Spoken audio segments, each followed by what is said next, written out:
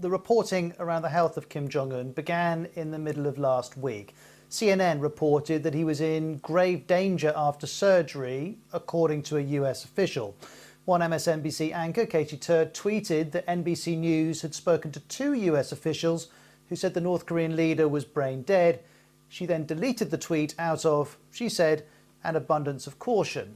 More broadly, the story has maintained momentum.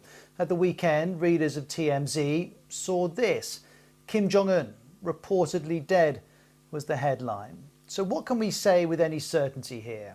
Well, first of all, here's some good advice from AP's Jean H. Lee. She says, no, I do not know what's going on with Kim Jong-un.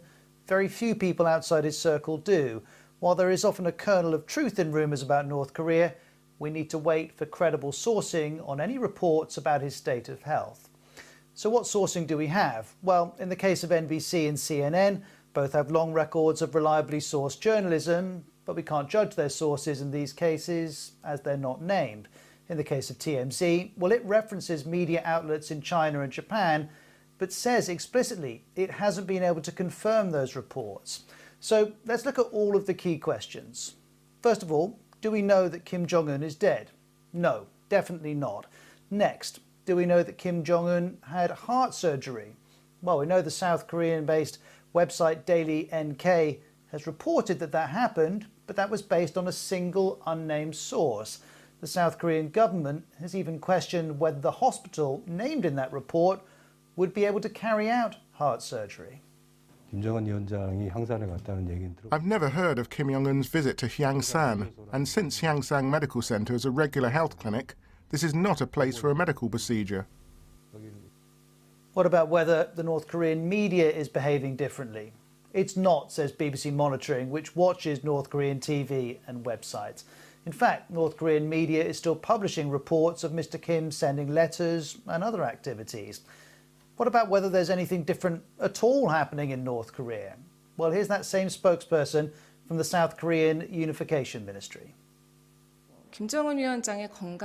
There is nothing we can confirm on Chairman Kim Jong-un's health. But as the National Security Council Standing Committee has said, it confirmed there's no unusual movement in North Korea. That stance is still valid. Next, let's look at the fact that we haven't seen or heard from Kim Jong-un and whether that could be significant. Well, the last time that we did see him pictured was in the state newspaper on April the 12th. He was attending a meeting of the Politburo the day before. We also know he missed high-profile events such as his grandfather Kim Il-sung's birth anniversary on the 15th of April and a 12th of April session of North Korea's parliament, which isn't really a parliament, but that's a different story.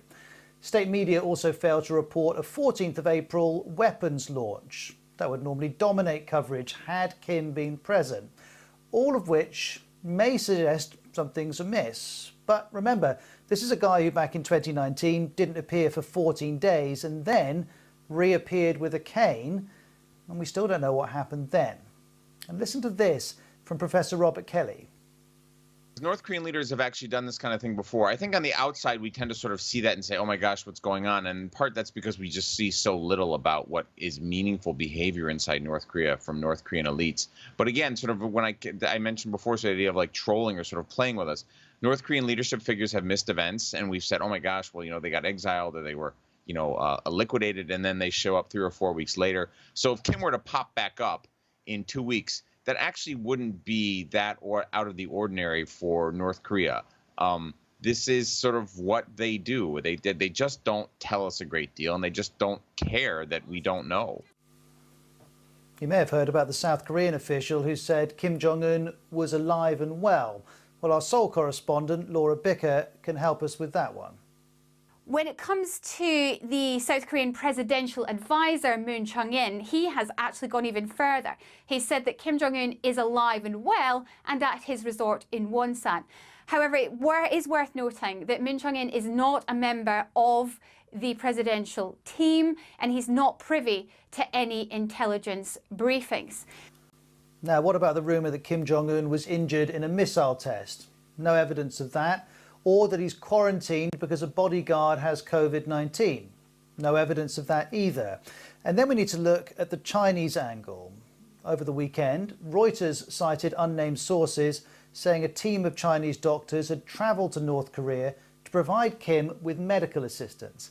Now, Reuters is, of course, very reliable, but even if we could be certain of that story, that in itself only tells us so much. And if you want to know what the Chinese are saying publicly about all of this, well, here you go. I want to say that I don't know the source of the information. I have nothing to offer in terms of the detailed question you asked. Also want to show you this satellite image. It's been published by analysts at 38 North. It shows what analysts think is Kim Jong-un's personal train at a resort that we know he likes to visit. There's speculation that he could be either quarantining or recuperating there, but we don't know that that's happening. In fact, after all of this, do we even know that Kim Jong-un is poorly at all? We don't. And very few people would know that, even if he were, perhaps fewer than 10. We know he leads an unhealthy lifestyle, but so do lots of people who live to be a lot older than Kim Jong-un is at the moment. So how do we assess this? Well, here's Andrei Lankov, the director of the analysis firm, the Korea Risk Group. I'm very skeptical about reports about his death, judging by behavior of the top North Korean officials.